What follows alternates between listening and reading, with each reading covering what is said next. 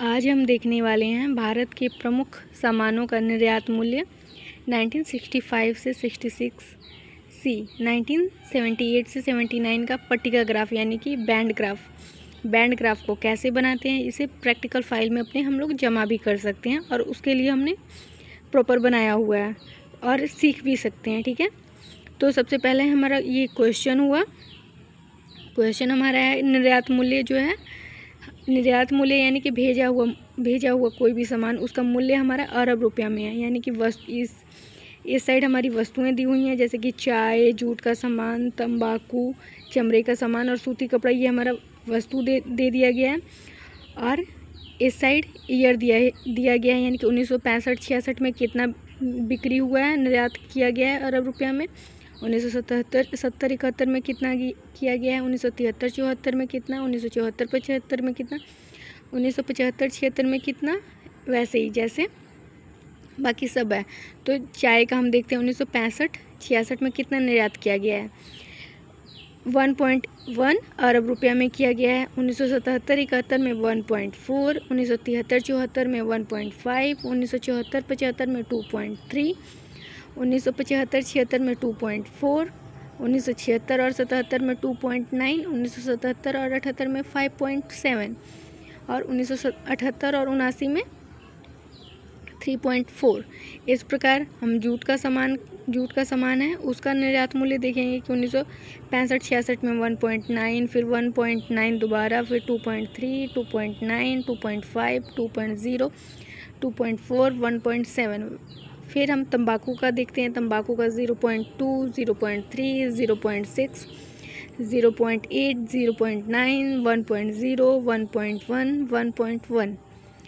इस प्रकार हम चमड़े का सामान का भी देखेंगे तो 0.3, 0.7, ये हमारा क्वेश्चन हुआ। ठीक है, फिर सूती के कपड़े का भी है 0.5 से लेके 0.5 1965-66 में और 1978-79 में 5.5 है। ठीक है, तो अब हम इसका आंसर करते हैं।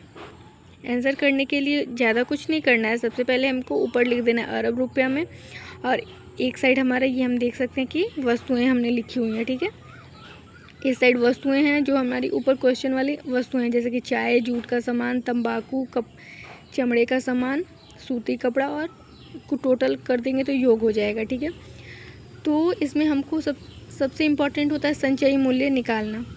तो संचयी मूल्य को कैसे निकालेंगे, प्रत्येक वस्तु का संचयी मूल्य निकालना है। जैसे कि 1965-66 में प्रत्येक वस्तु का संचयी मूल्य क्या है, 1970-71 में क्या है, 1973-74 में, 1974-75 में, 1975-76 में, 1976-77 में, 1977-78 में, सबका निकालना है। यानी कि पहले हम देखते हैं कि 1965-66 में निर्यात मूल्य तो हमने ऊपर देखा हुआ है, चाय का देखा है, जूट का सामान देखा है, तंबाकू का देखा है, चमड़े का सामान देखा है, सूती कपड़ा का देखा है। ठीक है, तो इसका निर्यात मूल्य देख लिया और संचयी मूल्य निकालना है तो टोटल कर देना है, जोड़ते जाना है। जैसे कि 1.1 है तो 1.1 का संचयी मूल्य चाय का 1.1 होगा और जूट का सामान का 1.9 है। ठीक है, तो 1.1 और 1.9 को जोड़ देंगे तो 3.0 हो जाएगा। इस प्रकार हम लोग सबको जोड़ते जाएंगे। फिर हम 0.2 को 3.0 को जोड़ देंगे तो 3.2 हो जाएगा। फिर 0.3 को 3.2 से जोड़ेंगे तो 3.5। इस प्रकार 0.5 को 3.5 से जोड़ेंगे तो 4.0। इस प्रकार सबका हम लोग निर्यात मूल्य है उसका संचयी मूल्य बगल में निकाल लेंगे। जैसे कि 1965-66 का अलग से निकाल लिया, वैसे ही 1977-71 का निकालना है निर्यात मूल्य का संचयी मूल्य। इस प्रकार हमने सबका निर्यात मूल्य संचयी मूल्य निकाल लिया। अब हम देखते हैं इसका सबका योग कर देते हैं कि सबका निर्यात संचयी मूल्य कितना हुआ है। तो सबसे लास्ट वाला तो जोड़ ही है ना, वैसे भी हम लोग ऊपर वाले को सबको जोड़ देंगे तो वही आ जाएगा। तो हम लोग सबका योग कर देते हैं और फिर इसमें हम सबसे देखते हैं कि सबसे ज़्यादा किसका है। तो 1977-78 का सबसे ज़्यादा है ना, 16.3 है।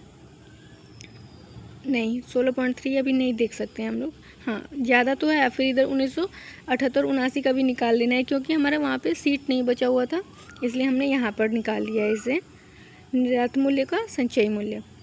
फिर अब हम क्या करते हैं, इसको सॉल्व करना है। तो इससे पहले हम लोग पहले सवाल जो हमारा उसका पहले लिखने वाला पार्ट देख लेते हैं, इसका परिचय देखते हैं कि परिचय क्या है। ठीक है, तो परिचय है कि पट्टिका ग्राफ यानी कि बैंड ग्राफ, जिसे बैंड ग्राफ या रिबन ग्राफ भी कहा जाता है, एक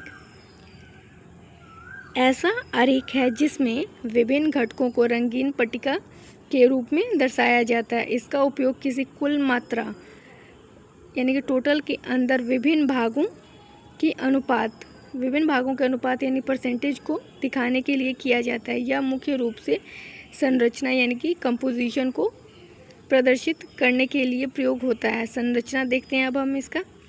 संरचना है कि पट्टिका ग्राफ के मुख्य भाग यानी कि आधार रेखा होगा। आधार रेखा यानी कि बेस लाइन, एक्स अक्ष जिस पर विभिन्न श्रेणियां यानी कि ईयर और रीजन दर्शाई जाती हैं। अगला है ऊर्ध्वाधर अक्ष यानी कि वाई एक्सिस, प्रतिशत 0% से 100% दर्शाता है। पट्टिका यानी कि बैंड, अलग अलग घटकों को रंगीन पट्टियों के रूप में दिखाया जाता है। रंग यानी कि छायांकन यानी कि कलर और शेडिंग, प्रत्येक घटक को अलग पहचान देने के लिए लेबल हमारा होगा। हर पट्टी का नाम और मान हमको लिखना होता है, करना होता है। शीर्षक होता है, टाइटल हमारा होगा। ग्राफ का विषय स्पष्ट करता है शीर्षक। उपयोग हम देखते हैं कि इसका उपयोग कहाँ होता है। बैंड ग्राफ का जनसंख्या संरचना में होता है यानी कि आय व्यय का वितरण में होता है। कृषि उत्पादन का प्रतिशत विभाजन में होता है। विभिन्न उद्योगों का योगदान होता है। विशेषताएं यानी कि हम लोग फीचर्स देखते हैं। पॉइंट नंबर 1 है कि कुल का प्रतिशत वितरण स्पष्ट दिखाता है। प्रायोगिक कार्यों में सबसे अधिक उपयोगी ग्राफ में से एक है। बड़े आंकड़ों को सारांश में प्रस्तुत करता है। निष्कर्ष इसका है यानी कि कंक्लूजन क्या है कि पट्टिका ग्राफ एक प्रभावी आरेख है जो किसी भी डेटा के संरचनात्मक विभाजन को स्पष्ट और आकर्षक रूप में प्रस्तुत करता है। ये हमारा हो गया बैंड ग्राफ। इसको हम थोड़ा सा छोटा कर देते हैं जैसे कि हम लोग स्पष्ट रूप से देख सकें। इसको बनाने के लिए हमें क्या करना है,